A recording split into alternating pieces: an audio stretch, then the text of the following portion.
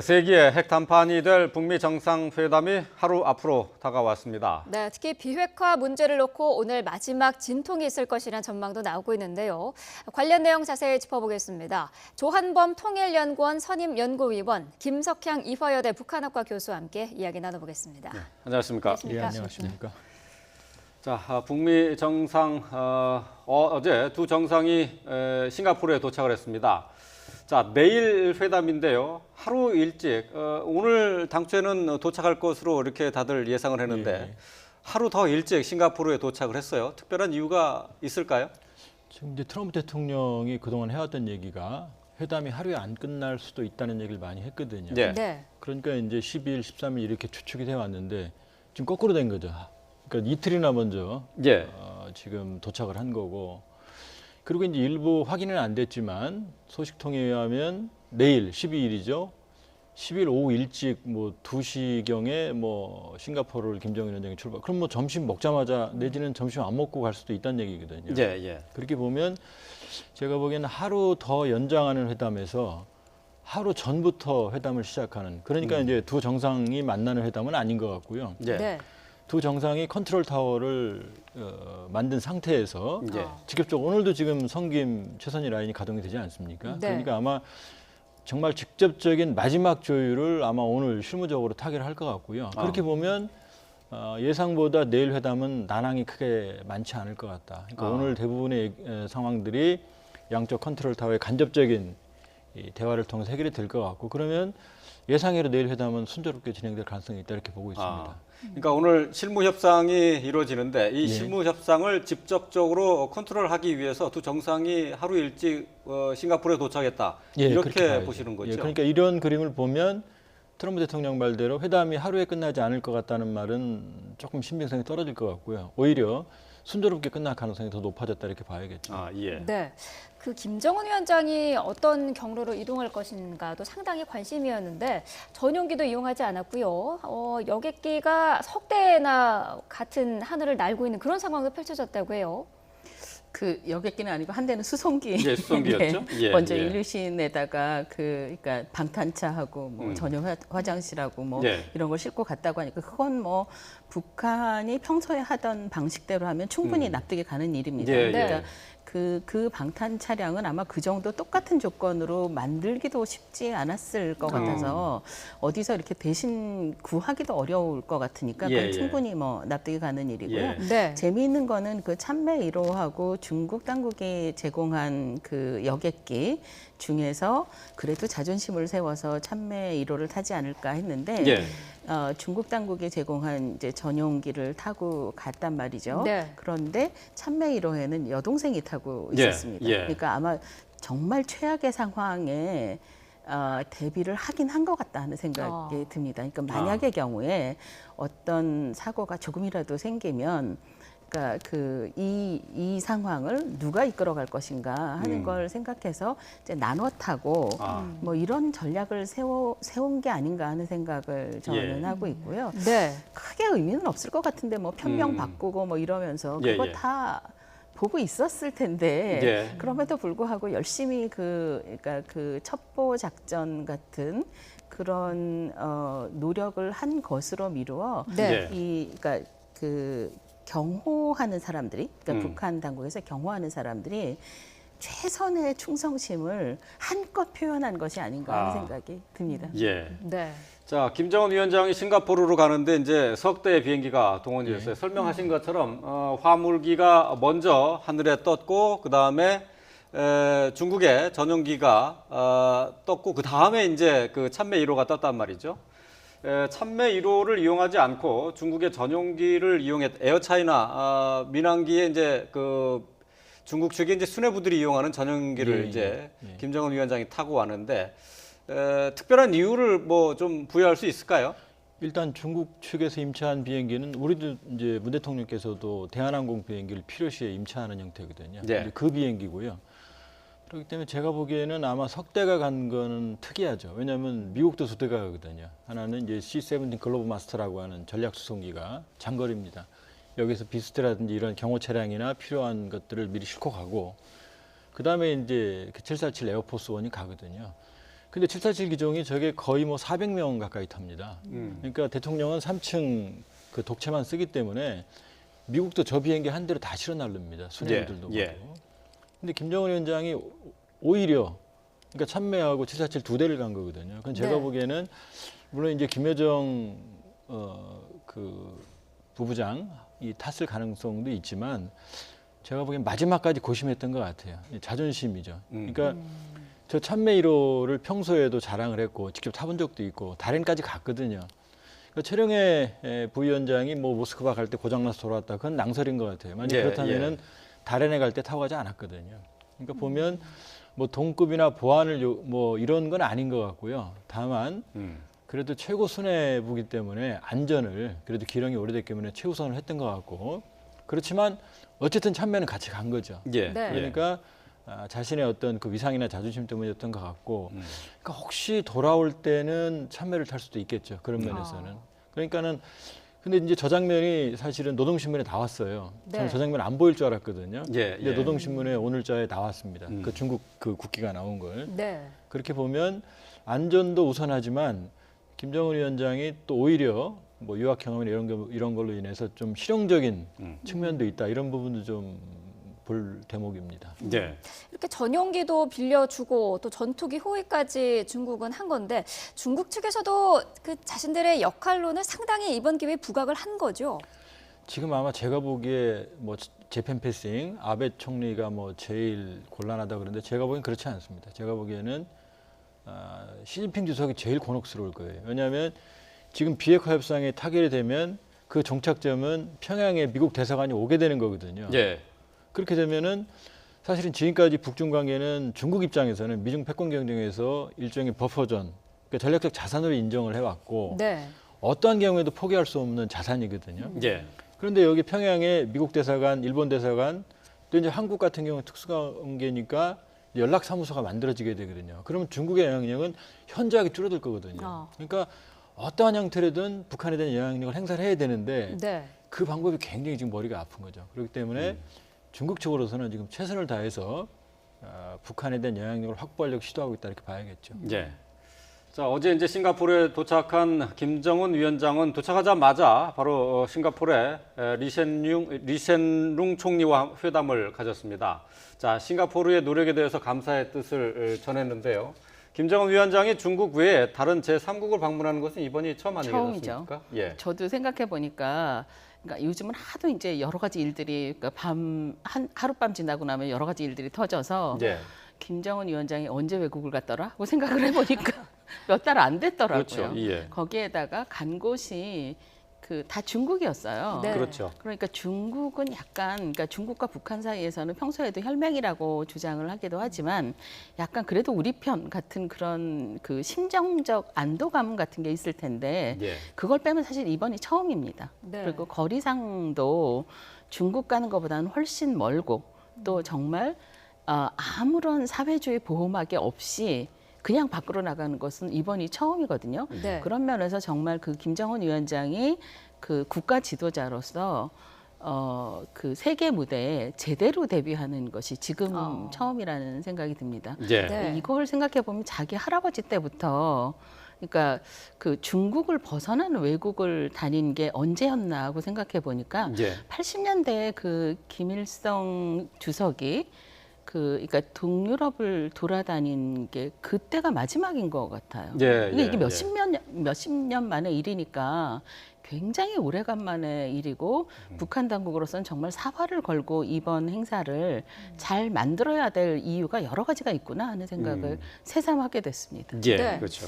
자, 북한 현지에서도 이번 북미 회담에 대해서 대대적인 보도를 하고 있습니다. 회담의 의제도 공개를 했고요. 특히 김정은 위원장이 평양을 지금 비운 상황을 보도를 한 거죠. 예, 예. 이게 이제 오늘 아침에 보도가 됐습니다. 예. 네. 오늘 아침에 보도가 됐는데 이게 좀 고심의 흔적이 좀 많이 나오는 게 네. 사실은 이제 그동안은 싱가포르에서 12일 날 한다는 얘기는 공개했어요.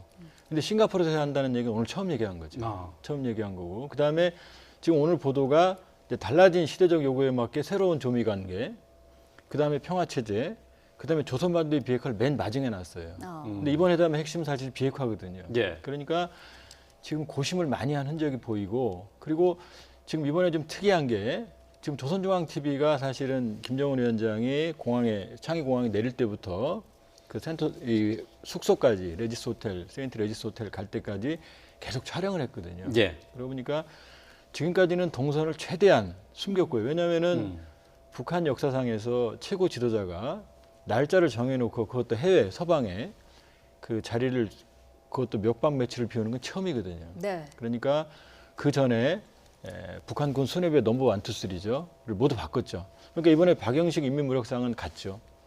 그런데 그 총정치국장하고 그 다음에 노광철 인민무력상에 갔죠. 예. 그렇죠. 노광철이 바뀌었죠. 예. 노광철 인민무력상에 갔고 김수길 총정치국장, 그다음에 리영길 총참모장은 남았어요. 그러니까 야전 세력은 남은 거죠. 예. 그다음에 컨트롤 타워인 최령에도 남아 있고 그렇게 본다 그러면은 지금 최대한 그러니까 유례가 없는 이 최고 지도자의 공식적인 공백 상태를 대비하려는 그런 노력이 좀 엿보였다. 예. 그다음에 마지막까지 북한 내부에는 어쨌든 일반인들에게는 자리를 비운다는 사실을 최대한 숨겼다 이렇게 봐야겠죠. 예. 네.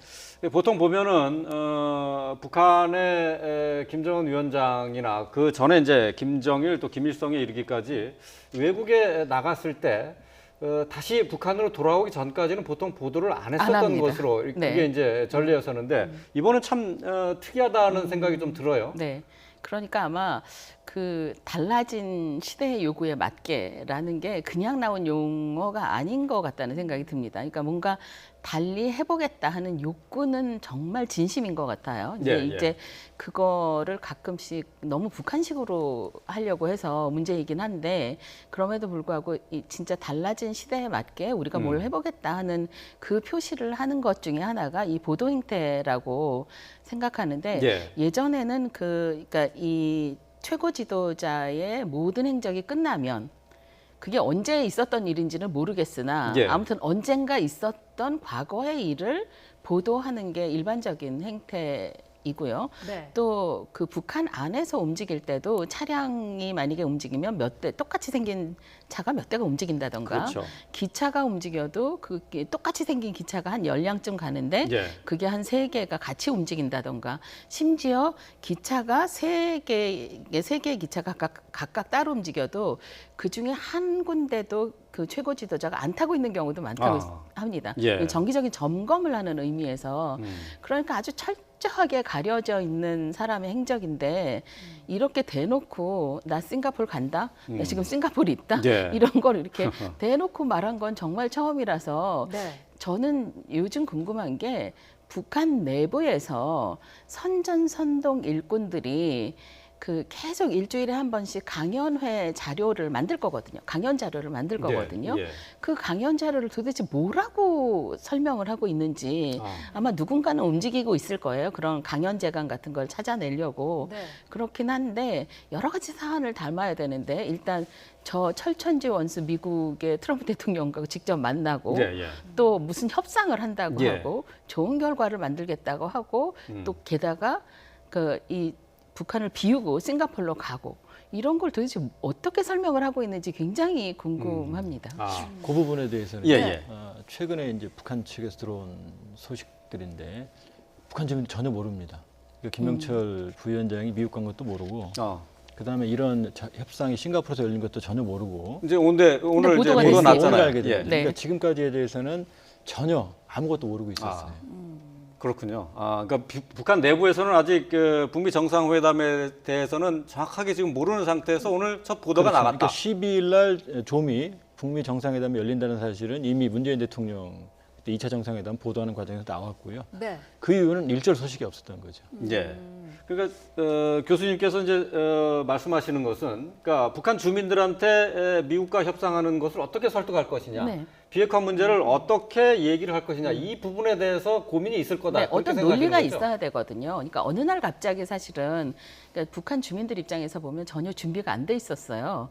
그러다 어느 날 갑자기 문 대통령 만나 그래서 이게 웬일이야 했는데 또 미국 대통령을 만난다고 하니까 아주 조그말 때부터 유치원에서부터 뭐 그 미제의 각을 뜨자 뭐 이런 거 훈련하던 아이들 그 시절을 거친 사람들한테 자 우리 평화협정 할 거야, 우리 사이좋게 지낼 거야 이 얘기를 어떤 논리든 아무튼 논리는 있어야 되거든요. 그 논리가 어떤 식으로 나올 것인가 굉장히 궁금합니다. 예. 어쨌든 오늘 그 노동신문을 통해서 처음 그 내용이 이제 보도가 됐단 말이죠. 이제 북한 주민들을 설득하기 위한 작업이 이제 시작이 됐다고 봐야 될 텐데. 미리 시작되지 않았을까요? 그런데 이제 이거를 어떤 식으로 그 만들어내서 최종 작품이 나오는 거는 뭐 오늘 이후가 되겠지만 사실은 이런 움직임이 있으면 위에서 어떤 형태로든 아주 구체적으로 알려주지는 않으면서도 뭔가 논리를 만들어내라는 주문은 이미 있었을 거다라는 생각이 듭니다. 어떨까요? 이미 달라진 그런 시대적 그런 북한의 분위기를 반영을 하는 건지 아니면은 김정은 위원장의 어떤 장악력이라든지 리더십에 대한 자신감으로 볼 수 있는 건지요. 근데 물론 두 개가 섞여 있죠. 특별히 보면 김정은 위원장이 과거의 리더십과는 확실히 다릅니다. 네. 상당히 실용적인 측면도 있고 파격적인 측면도 있어요. 그러나 자기애적 지도자상, 권력에 특히 집착하는 면도 또 있습니다. 그러나 그렇게 보면 지금 우리 김 교수님이 말씀하셨던 그 문제는 지금 딜레마인 것 같아요. 뭐냐면 지금까지 이 직진 일변도였거든요. 핵무력. 근데 어느 날 갑자기 지금 방향을 돌렸는데 문제는 이 관성이 있거든요. 그동안 군부를 숙청하는 과정의 명분도 핵 개발이라고 하는 수령의 교실을 반대한다. 왜냐하면 군부는 처우 개선이나 재래식 무기 확충을 요구했거든요. 그러니까 리용호 총참모장이나 현장철 인민무력상의 처형 이후도 그러니까 그 노선에 대한 반대였다는 설이 유력하거든요. 네. 근데 어느 날 갑자기 그걸 뒤집는 거죠. 그렇게 보면 군부는 사실 뭐 겉으로는 항명은 상당히 어렵지만 내부적으로는 상당한 불만이 있을 거고 그러니까 지금 최근 넘버 1, 2, 3를 모두 바꾼 거고요. 그러니까 지금 달라진 시대에 달라진 요구라고 하는 부분들은 있지만 그러나 김정은 위원장이 오히려 보면 대외적으로는 개방을 파격적으로 해요. 이게 달라졌습니다. 근데 대내적으로는 여러 가지 정황을 종합해 보면 좀 퇴행적인 측면이 있어요.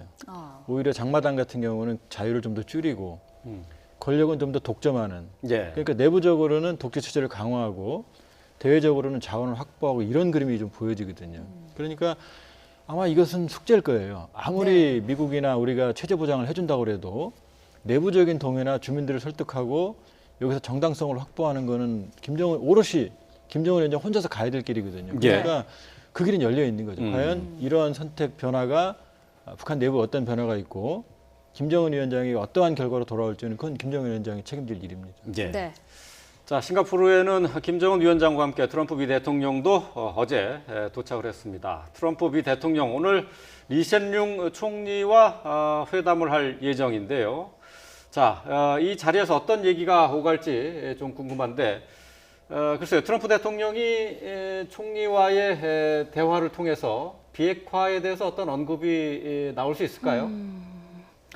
그 트럼프 대통령은 워낙 트위터도 자주 하시고 또 언제 무슨 말씀을 하실지 잘 모르는 분이라 짐작을 하기는 어렵지만 굳이 싱가포르 총리하고 그런 얘기를 하실까 싶기는 합니다. 기자들이 아무래도 또 묻지 않겠습니까? 또 그러면 그러니까 물어보면 뭐라고 말씀은 하실 것 같기는 해요. 그렇긴 한데 그 싱가포르 총리하고 회담을 하시면서 그 회담장 안에서 두 분이 이야기를 나눌 때 자 비핵화에 대해서 어떻게 생각하느냐 하는 얘기를 할 그 환경도 사실 아니고 또 이 싱가포르 총리의 입장에서 보시면 이 모든 회담이 안전하게 무사히 끝날 때까지 아주 철저한 중립을 지키는 것도 굉장히 힘든 일이거든요. 그러니까 이게 어느 쪽으로든 치우치는 모습을 보이는 거는 굉장히 치명적인 결과를 낳을 수도 있습니다. 그러니까 그런 면에서 트럼프 대통령하고 이야기를 할 때 뭐 안전이라든지 경호 문제라든지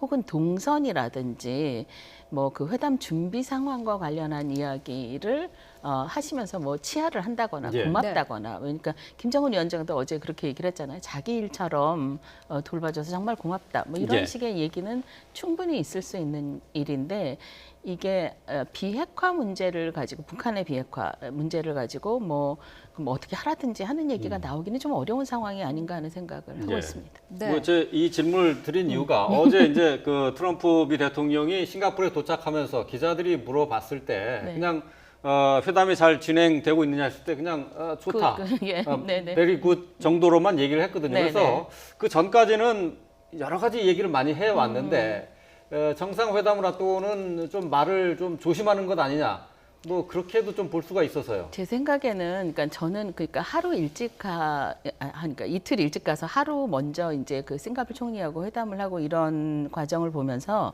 저 싱가포르 총리하고 그러니까 그 회담하는 게 중요한 게 아니라 그 마쿠에서 작전 타임 갖는 게 훨씬 더 중요하지 않았을까 하는 생각을 했습니다. 예. 그러니까 그게 무슨 얘기냐면 그 마지막까지 성김 대사하고 그 최선희가 지금도 이제 오늘도 만났다고 얘기를 하고요. 예. 그리고 뉴욕 채널도 따로 가동이 됐었잖아요. 비핵화를 두고. 예. 그런데 사실 한 자리에 모여 앉아서 그 관계한 사람들이 다 한 자리에 있는 상황에서 트럼프 대통령이 마지막 점검을 하고, 이건 뭐 김정일 위원장도 마찬가지일 것 같은데 마지막 점검을 김정은 하고, 위원장이요? 예. 네, 그렇죠. 김정은 위원장 예. 마찬가지일 것 같은데 그런 거를 점검할 수 있는, 그러니까 충분히 시간을 가지고 할 수 있는 시간이 사실 많지가 않았기 때문에 네. 12일 회담을 앞두고 다른 뭐 자질구레한 거를 챙기는 것도 중요하고, 싱가포르 총리하고 그러니까 감사하다 인사하는 것도 중요하지만, 그러니까 말하자면 운동 경기로 보면 중간에 작전 타임 예, 갖는 것 예, 같은 그런 의미가 훨씬 더 중요하지 않았을까 하는 생각이 듭니다. 예. 네. 오늘 트럼프 대통령은 그 오후에는요, 싱가포르 주재 미 대사관을 방문한 이후에는 공식적인 일정은 잡혀있지 않는 상황인데, 그동안 어떤 그 막판 조율이라든지 그런 게 이루어질 가능성이 높겠죠? 그럼요. 어차피 어제 뭐 김정은 위원장이 싱가포르 총리 만났고 오늘 트럼프 대통령이 만나지만 그거는 의식적인, 의전적인 행위에 불과하고요. 네. 그러니까 두 정상이 동시에 같은 시기에 입국했다는 게, 회담 전날을 비워놨다는 게 중요한 거거든요. 그렇게 보면 아마 대부분의 경우는 타결이 됐을 겁니다. 그러니까 외출하는데 양복도 챙겨 입고 넥타이도 했고 이제 뭐 굿즈도 다 신었어요. 그러니까 지금 모자를 어떤 모자를 쓰느냐 이걸 가지고 지금 협상을 할 거라고 보여지거든요. 예. 그러니까 굳이 두 정상이 왔다는 얘기는 아주 신뢰성 있는 실무회담이 열리는 거죠. 그러니까 두 정상은 만나지 않지만 경우에 따라서는 아마 쪽지 형식의 친서도 교환될 수 있어요. 왜냐하면 실무협상에서 신뢰성이 보장이 돼야 되거든요. 예, 예. 그러니까 최종적으로 어떠한 마지막 방점을 찝는 부분에서 결정적인 회담이 실무회담이 오늘 열리는 거고요. 네. 오늘 그 실무진에서 하는 얘기는 바로 최고 정상의 진위를 직접적으로 확인하는 거기 때문에 이게 가장 중요하죠. 그러니까 마지막 절차를 위해서 오늘의 회담이나 그 두 정상이 미리 도착을 했고, 그러니까 아까도 말씀드렸지만 내일 회담은 오히려 오늘이 관건이기 때문에 상당히 순조롭게 스피디하게 끝날 가능성도 있다, 이렇게 볼 수 있죠. 예. 네. 가장 중요한 부분은 이제 내일 정상회담을 통해서 어떤 합의문을 만들어내느냐, 이게 이제 최대 관심사라고 할 수 있겠는데요. 트럼프 대통령이 싱가포르에 도착해서는 별다른 얘기를 하지 않았습니다만 출발하기 전에 인터뷰를 통해서는 많은 얘기를 쏟아냈어요. 네. 자, 북한에게는 위대하게 만들 기회가 다시 오지 않을 것이다. 단 한 번뿐인 기회다라고 이렇게 얘기를 했고요. 또 비핵화의 진정성에 대해서 김정은 위원장을 만나서 1분 이내면은 알아차릴 수 있다. 김 위원장이 진지하지 않다는 느낌이 들면은 대화를 계속 이어가지 않을 것이다. 시간 낭비하지 않을 것이다. 이렇게 얘기를 했거든요. 자, 지금 이 트럼프 대통령의 발언을 비춰서 미뤄봤을 때, 글쎄 지금까지 협상이, 물밑 협상이 제대로 이루어지고 있다, 순조롭다 이렇게 보십니까? 아니면은 좀 난항을 겪고 있다 이렇게 보십니까? 대체로 큰 그림에서는 순조로울 것 같고요. 그런데 그 큰 그림에서도 왜 그 아주 구체적인 워딩은 단어 하나가 뭐가 들어가는지, 토시를 어떻게 하는지 같은 게 굉장히 중요하거든요. 왜냐하면 해석의 여지를 낳기 때문에.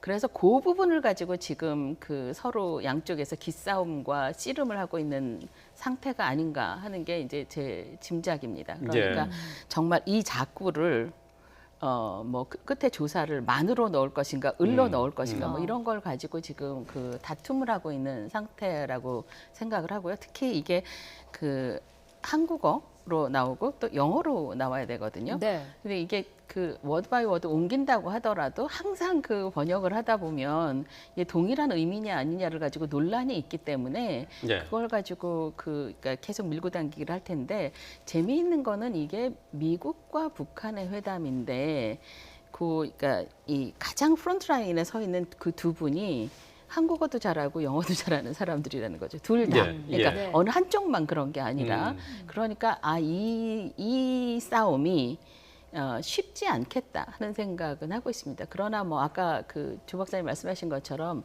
큰 흐름에서 갖춰 입을 거 다 갖춰 입고 이제 마지막 방점을 어떻게 찍느냐 하는 걸 가지고 지금 밀고 당기기를 한다 하는 느낌을 가지고 있습니다. 네. 큰 흐름에서는 합의를 봤다고 말씀을 이게 전망을 이제 하셨는데 네네. 그 결국 핵심은 북한의 완전한 비핵화 아니겠습니까? 비핵화죠. 네. 그 부분에 대해서는 합의가 됐다고 보십니까? 그러니까 비핵화라는 말은 어떤 형태로든 담길 것 같아요. 완전한 비핵화도 담길 것 같습니다. 그런데 아주 정확하게 CVID로 담을 것인지 혹은 그 CVID에 맞서서 그럼 개런티한다 CVIG도 담을 것인지 그 이런 부분에 관한 그 마지막 협상, 그러니까 그 줄다리기를 하고 있는 게 아닌가 하는 생각이 네. 듭니다. 네. 어떻게 생각하세요?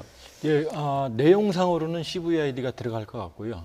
다만 표현은 북한의 입장을 받아들여서 표현은 좀 다르게 쓸 것 같아요. 그러니까 지금 CVID 완벽하고 검증 가능하고 되돌릴 수 없는 비핵화, 폐기 이게 좀 북한이 반발하니까 예. CVD 완벽하고 검증 가능한 되돌릴 수 없는 빼는 거죠.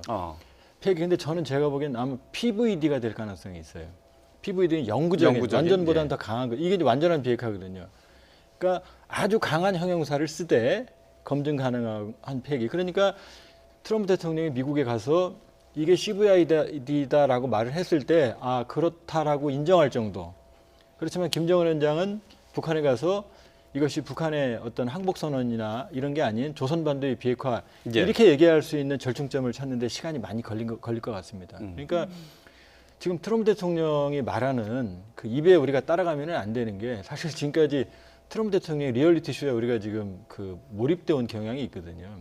1분이면 안다고 그랬는데 1분을 몰라갖고 여기까지 왔다? 그건 말이 안 되는 거죠. 이미 폼페이오 장관이 공동 성명까지 나올 거다라고 얘기를 했거든요. 그 얘기는 다 조율이 됐다고 봐야죠. 조율이 됐고 양측이 주고받을 것 결국 비핵화라고 하는 부분에 대해서 미국 국민을 설득할 정도의 답이 안 나온다 그러면은 트럼프 대통령은 정치적 위기에 처하게 되죠. 그러면 트럼프 대통령이 정치적 위기에 처하게 되면은 최종적인 위기는 김정은 위원장이 가거든요. 그러니까 이번 회담은 실패하면 양측이 모두 치명상이 발생을 해요. 그러니까 어떻게든 성사시켜야 되는 거고 결국 출발점이 CVID라고 그러면 어떠한 형태로든 CVID를 담는 내용들은 나올 수밖에 없죠. 여기에 대해서 트럼프 대통령은 체제 보장과 보상에 대한 큰 그림을 담는 아마 이런 형태의 공동성명이 나올 가능성이 높습니다. 예. 네. 얼마나 구체적인 내용을 합의를 하고 그 내용이 발표가 되느냐가 굉장히 중요할 것 같은데 정상회담 이후에요. 양국이 뭐 구체적인 논의를 하는 과정에서 갈등이 생길 가능성을 최대한 낮추는 게 중요하지 않겠습니까? 그렇죠. 네. 그러니까 정상회담까지는 뭐 어떻게 간다고 하고 네. 합의문도 제 생각에 나올 것 같기는 예. 한데 그 합의문을 어떻게 구현할 것인가 네. 하면 그 항상 문제는 그 무엇을 할 것인가에서는 비교적 합의가 쉽게 되는데 예. 그 다음에 이제 실제로 그 이걸 일상적으로 그래서 어떻게 할 건데 그러니까 이 다음 단계는 뭐가 되는데 하는 걸 따지게 되면 서로 이제 새삼 자존심 또 나오게 되고 네. 그리고 그냥 넘어갈 수 있는 거 나 못 넘어간다. 그러니까 예. 판을 없겠다. 뭐 이런 것도 충분히 나올 수 있어서 위험 요소는 뭐 그러니까 그러니까 지뢰밭을 걷는 것처럼 조심조심 가야 되는 상황인 거는 확실합니다. 네. 다만 이제 의지가 분명하고 그리고 그러니까 여러 가지 여건상 양쪽 다 이걸 성사시켜야 된다는 강한 의지가 있기 때문에 네. 뭐 주변에서 그 청와대에서 말씀하신 것처럼 기도하는 마음으로 예. 또 간절히 기원을 하면 그 북한에 있는 2,500만 주민들의 생활이 조금 더 개선되는 날이 오지 않을까 하는 희망을 가지고 있긴 합니다. 예. 네. 오히려 정상회담보다 정상회담은 뭐 제가 보기엔 순조롭게 큰 틀에서는 진행이 될 것 같고요. 오히려 그 이유가 문제입니다. 왜 그러냐면 북한은 이미 자발적인 핵 보유국입니다. 그러니까 핵 시설 생산부터 운반 체계까지 광범위한 시스템을 갖추고 있거든요. 근데 비자발적 핵 보유국들, 그러니까 소련 체제 붕괴로 핵이 전진 배치돼 있던 카자흐스탄, 벨라루스, 우크라이나는 비자발적 핵 보유국이라고 그러거든요. 그러니까 북한보다 시스템이 더 작아요. 예, 예. 근데 이 경우에도 91년에 미국의 상원의원인 넌 루가라고 하는 두 사람이 법안을 발의해서 시작된 게 소위 이제 넌 루가 프로세스거든요. 이거에 따라서 핵무기, 핵물질, 그 다음에 핵 발사시설, 지상기지, ICBM 발사시설, 그 다음에 핵잠수함, 그 다음에 잠수함 발사 탄도미사일부터 시작해서 거의 한 크게 따지면 주요 대상만 한 2천여 개쯤 됐거든요. 예.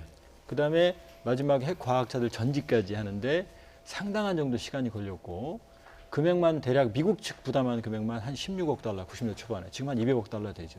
그러니까 광범위한 그런 사찰과 폐기 과정이 진행이 됩니다. 남아공원 같은 경우는 겨우 10여 개 이내에 대여섯 개 정도의 핵탄두였는데도 20개월 기간에 거의 120차례 사찰이 이루어졌거든요. 예, 그러니까 예. 지금 북한의 경우에는 그 부분을 관찰하는 게 매우 어려워요. 그러니까 이 디테일의 악마는 사실은 이번 정상회담보다는 일본 정상회담은 큰 틀에서 통크게 합의하면 되는 거거든요. 네. 그러니까 향후에 그 부분을 진행하는 과정에 상당한 지뢰들이 발생할 가능성이 있고 지금까지 북미 합의가 모두 깨진 게 바로 그 이행 과정이었거든요. 예. 그러니까 오히려 이번보다 그 이후의 진행 과정이 더 어렵다 이렇게 볼 수 있죠. 예.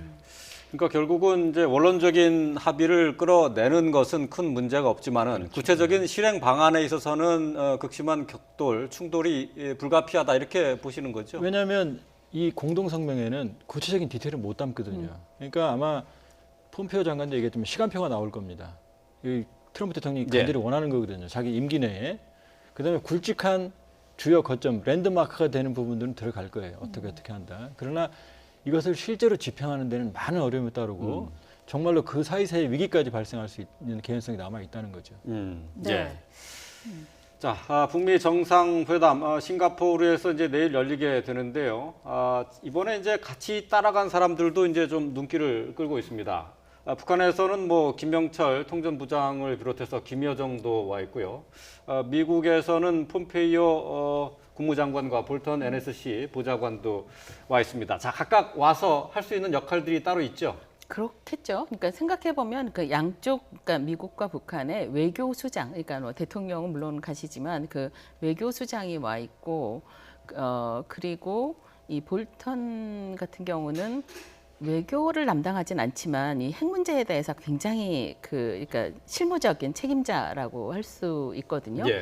그러니까 그런 면에서 아주 중요한 역할을 하는 사람들은 지금 다 모였다고 생각합니다. 그러니까 예. 이게 그 미국도 저렇게 한꺼번에 주요 인물들이 한 장소에, 그러니까 미국이 아닌 장소에 예. 한꺼번에 이렇게 집결해 있는 경우가 그렇게 많지 않을 것 같고 북한 같은 경우는 그러니까 북한을 통째로 옮겨놓은 것 같은 그런 느낌이 들 예. 정도로 예. 네. 아주 중요한 그 사람들이 다 와 있기 때문에 아마 그 역할들은 그러니까 우리가 가시적으로 볼 수 있는 부분도 물론 확인이 되지만 그보다 더 중요한 거는 그 내부적으로 누가 앞에 서면 누가 그 뒤를 막는지 그러니까 심정적으로 이렇게 이게 굉장히 사실은 생각해 보면 김정은 위원장 같은 경우는 굉장히 젊은 남자분이거든요. 30대 초반에 예, 예. 그 어깨 위에 자기 어깨 위에 져 있는 그 짐의 무게감을 굉장히 느낄 겁니다. 그러니까 그거를 이제 그 김여정이, 그러니까 여동생이 예.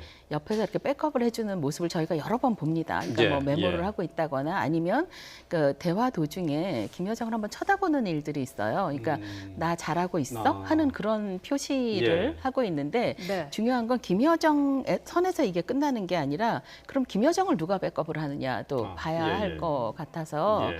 아, 저 사람들이 가는 게 다 이유가 있구나 하는 생각을 하게 만드는 그런 구성이었습니다. 예, 네. 그렇군요. 존 볼턴 보좌관이 트럼프 대통령과 함께 온 거에 대해서 예. 조금 그 의외다라는 그런 반응도 있었는데 어떤 역할을 할까요? 볼턴이 사실은 숨은 그림입니다. 왜냐하면 지금 일각에서 폼페오 장관과의 뭐 권력투쟁설 제가 보기엔 그렇지 않고요. 예. 지금 트럼프 모델의 핵심은 볼턴입니다. 볼턴은 사실은 이제 미국 네오콘 보수파 중에 핵심적인 거두고요. 영향력이 상당합니다. 상당하고 실질적으로 미 국무부에서 군축 과정을 아주 오랜 기간 동안 감당을 해왔기 때문에 그렇죠. 비핵화의 실무적인 프로세스를 매우 잘 알아요. 잘 알고 지금 소위 말하는 그러니까 비핵화에는 합의를 했죠. 트럼프 대통령 임기 내에 2년 내에 합의했을 것 같고 북한 요구대로 단계도 나눴을 것 같습니다. 단계별 보상도 제가 예. 보기에는 합의한 것 같고 물론 그런데 가장 중요한 건 북한이 선제적으로 신뢰할 만한 조치를 취해야 된다는 거고 여기 이제 볼턴에 안이 들어있는 거죠. 그게 네. 소위 말하는 프론트 로딩. 제일 중요한 걸 나중에 하는 게 아니고 제일 앞부분에 하라는 거죠. 그러니까 찐빵으로 치면 안골을 제일 먼저 내놓으라는 거죠. 그게 소위 말하는 지금 간간히 나오는 미국을 공격할 수 있는 ICBM. 이 기술적으로는 좀 불안전하거든요. 그다음에 기존에 만들어 놓은 핵탄두. 그다음에 핵탄두를 제조할 수 있는 핵물질. 요 세 개를 네. 다는 아니더라도 일부분을 가장 먼저 반출하든지 미국으로 아니면 이거 싫겠죠 북한은. 그러면 북한 내에서 공개적으로 검증 폐기인데 이 아이디어는 볼턴의 아이디어입니다. 그러니까 트럼프 모델의 핵심을 제공한 게 볼턴이기 때문에 네. 당연히 볼턴이 갈 수밖에 없죠. 근데 볼턴은 사실 그 리비아식 모델을 얘기해서 북한 측으로부터 강한 반발을 받지 않았습니까? 그렇지만은 트럼프 대통령의 신뢰는 여전히 계속되고 있다. 이렇게 봐야 된다 이거죠. 왜냐하면 지금 트럼프 행정부 외교안보 라인에서 비핵화에 대한 실무적인 프로세스를 가장 잘하는 사람이거든요. 그러니까 예. 트럼프 대통령이 볼턴의 얘기를 그걸 거부할 수는 없죠. 그러니까 완전히 받아들이지는 않지만 상당 부분 볼턴의 자문에 의존할 겁니다. 예. 또 한 가지 짚을 점이 그 볼턴이 만약에 그러니까 실제적으로 개입했다는 표시가 나지 않으면 미국 내 보수 여론을 그 트럼프 대통령이 얻기가 쉽지 않을 거다는 생각도 있습니다. 아, 그렇군요. 예.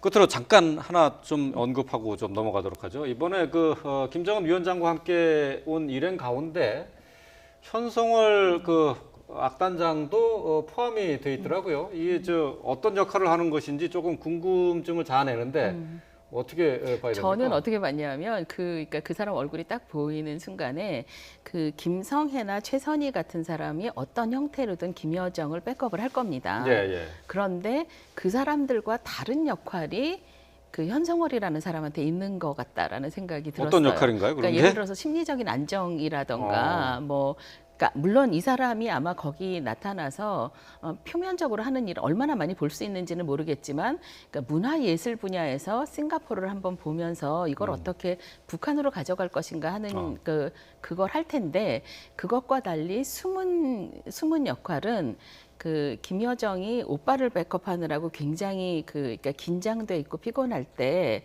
그 뭐 눈길이나 손길을 통해서 예.